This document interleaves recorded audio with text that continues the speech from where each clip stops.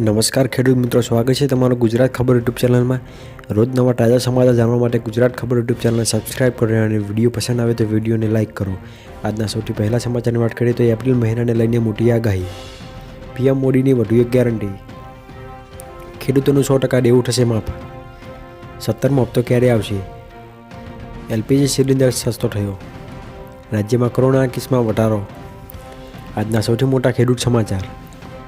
મહિલાઓ માટે નવી યોજના। લેપટોપ ખરીદવા માટે સહાય।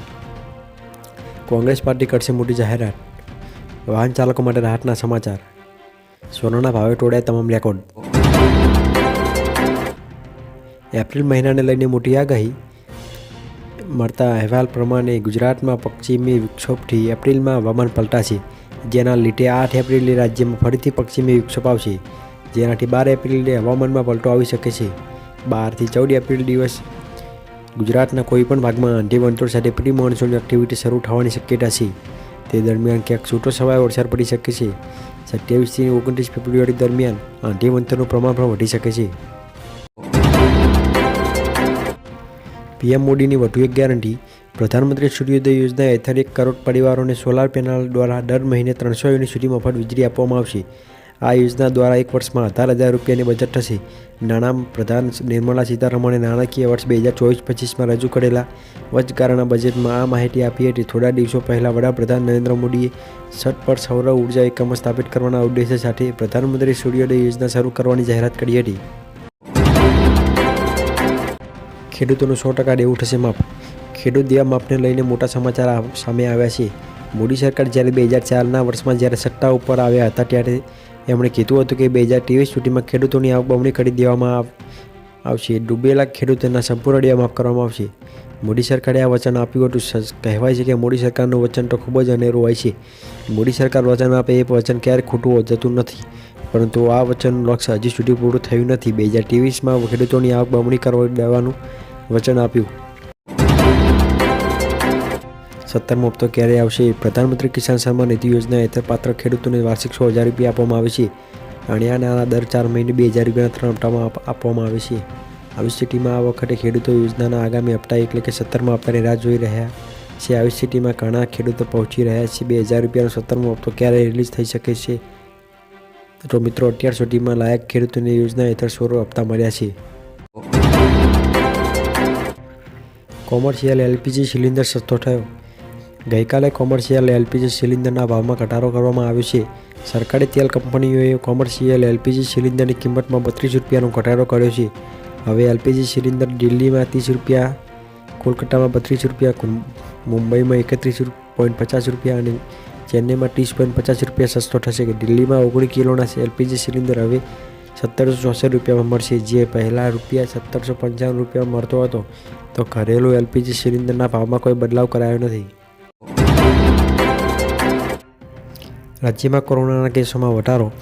ગુજરાતમાં ફરી એકવાર કોરોનાએ એન્ટ્રી કરી છે। રાજ્યમાં અલગ અલગ વિસ્તારમાં કોરોનાના 42 એક્ટિવ કેસ નોંધાયા છે, જેમાં અમદાવાદ સિવિલમાં 3 દર્દીઓ સારવાર હેઠળ છે, તેમજ કોરોના સાથે સ્વાઇન ફ્લૂના કેસમાં પણ વધારો થયો છે। ધીમે ધીમે કોરોનાના કેસ ફરી વધતા લોકોમાં ચિંતા વધી છે। તમામ દર્દીઓને હાલમાં ઓક્સિજન આપીને તેની તબિયતમાં સુધારો લાવવાનો પ્રયાસ થઈ રહ્યો છે। આજના સૌથી મોટા ખેડૂત સમાચાર। મહુવા માર્કેટિંગ યાર્ડમાં સફેદ ડુંગળીના 1,49,624 કટ્ટાની આવક થઈ હતી અને સફેદ ડુંગળીના ભાવ 214 રૂપિયાથી લઈને 277 રૂપિયા સુધી બોલાયા હતા।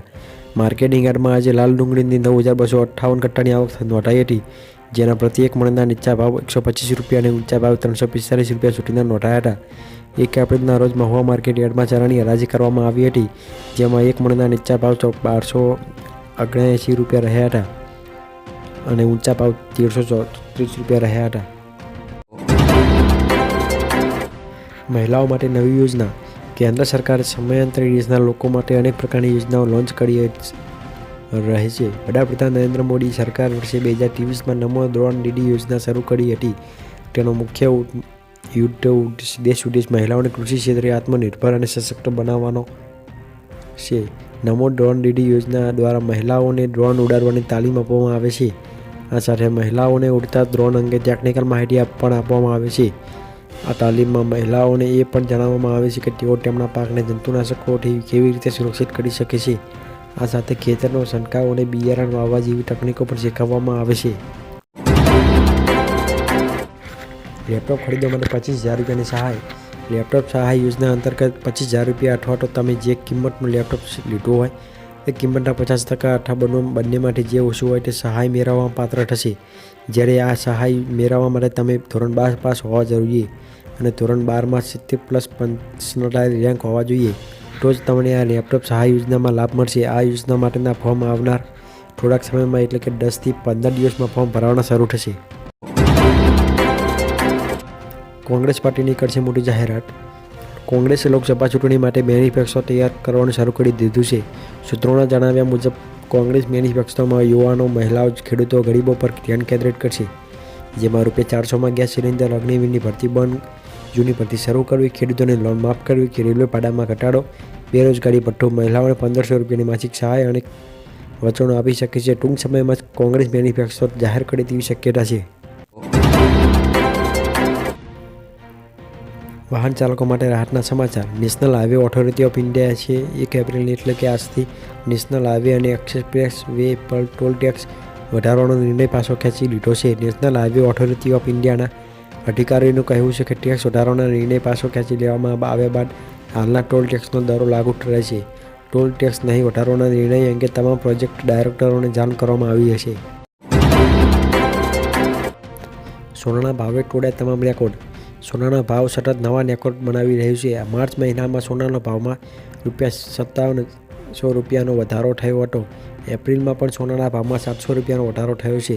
આજે મંગળવારે નાણાકીય વર્ષ 2024-25ના 2 દિવસીય MCX પર એપ્રિલ ગોલ્ડ કોન્ટ્રાક્ટ 69,487 પ્રતિ 10 ગ્રામના સ્તરે પહોંચ્યો હતો, જે અત્યાર સુધીમાં સોનાનો લાઈફ ટાઈમ હાઈ છે.